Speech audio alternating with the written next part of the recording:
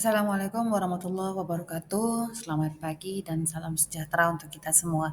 Hari ini adalah bercerita sedikit tentang pertemuan terakhir dari ekonomi mikro Islam eh, yang berkaitan dengan mekanisme pasar.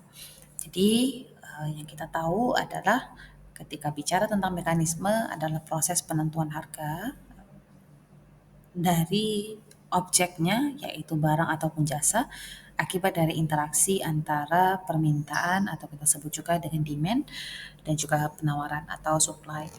Dan ini biasanya interaksi yang dilakukan antara penjual dan juga pembeli. Mekanisme pasar hanya bisa dilakukan ketika ada tindak balas antara kedua belah pihak dalam penetapan harga.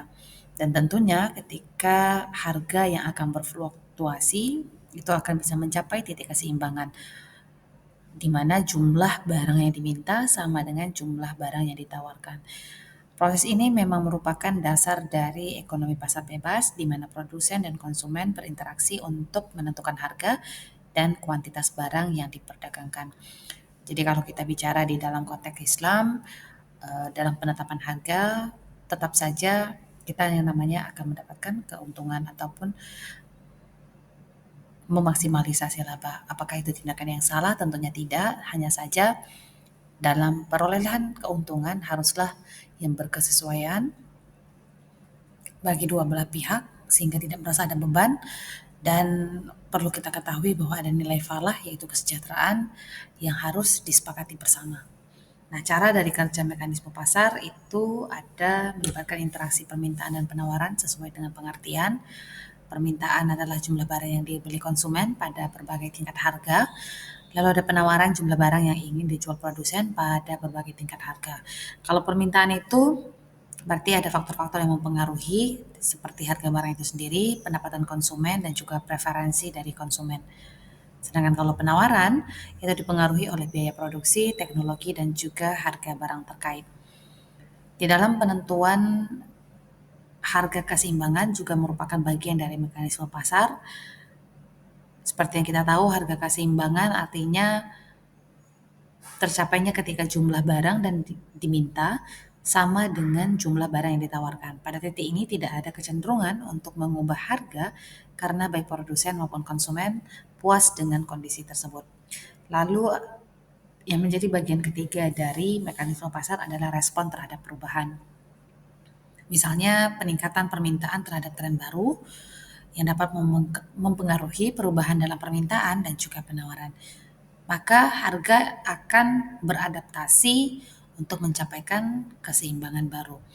Nah, permintaan meningkat tetapi penawaran tetap, maka harga akan naik hingga mencapai titik keseimbangan. Nah, di dalam mekanisme pasar ini ada kelebihan dan kekurangan. Kelebihannya kita bisa melihat dari efisiensi alokasi sumber daya, inovasi dan persaingan, dan juga informasi pasar.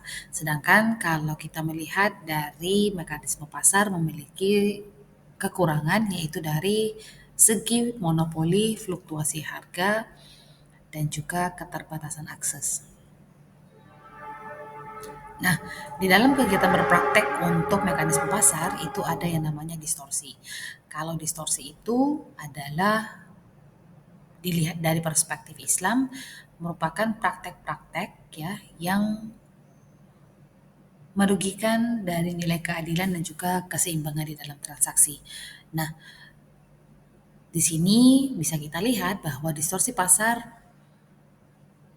dapat menciptakan ketidakadilan bagi konsumen, tetapi juga merusak integritas pasar secara keseluruhan, sehingga dapat menyebabkan ketidakseimbangan antara penjual dan pembeli. Tentunya di dalam ekonomi Islam, penting bagi penjual dan pembeli sama-sama menjaga moralitas dalam berkegiatan transaksi, sehingga dalam bertransaksi itu menjunjung tinggi dari prinsip keadilan dan juga transparansi.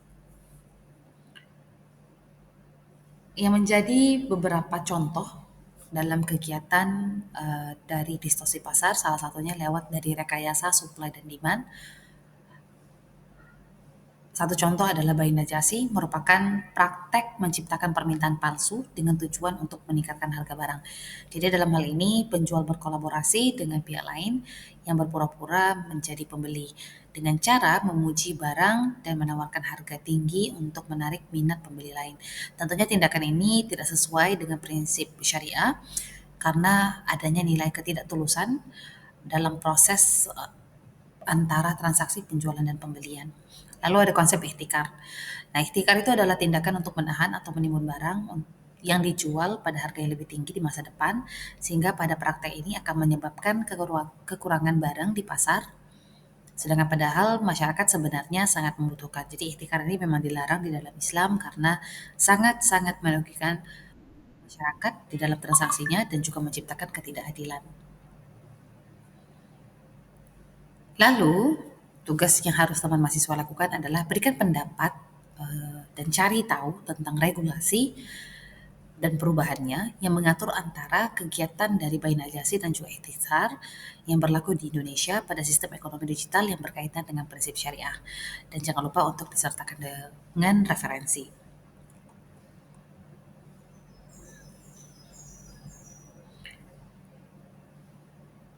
Ketika kita bicara tentang mekanisme pasar, berarti fondasi pentingnya di dalam ekonomi modern adalah memang sangat melihat bagaimana penentuan harga pada interaksi antara permintaan dan juga penawaran.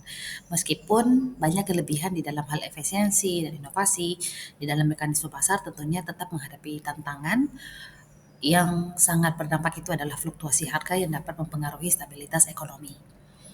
Sehingga adanya praktek-praktek ketidakadilan yang bisa muncul dan dapat mengganggu interaksi di dalam berkegiatan pasar, dapat juga merusak integritas pasar dan juga ketidakseimbangan antara penjual dan pembeli, sehingga perlunya peranan ekonomi Islam untuk menjaga nilai moralitas agar transaksi tetap bisa berjalan secara adil dan juga transparan. Terima kasih untuk segala perhatian dan kerjasamanya. Selamat mengerjakan tugas dan kita akan bertemu lagi di lain kesempatan. Wabillahi taufiq wal hidayah. Wassalamualaikum warahmatullahi wabarakatuh.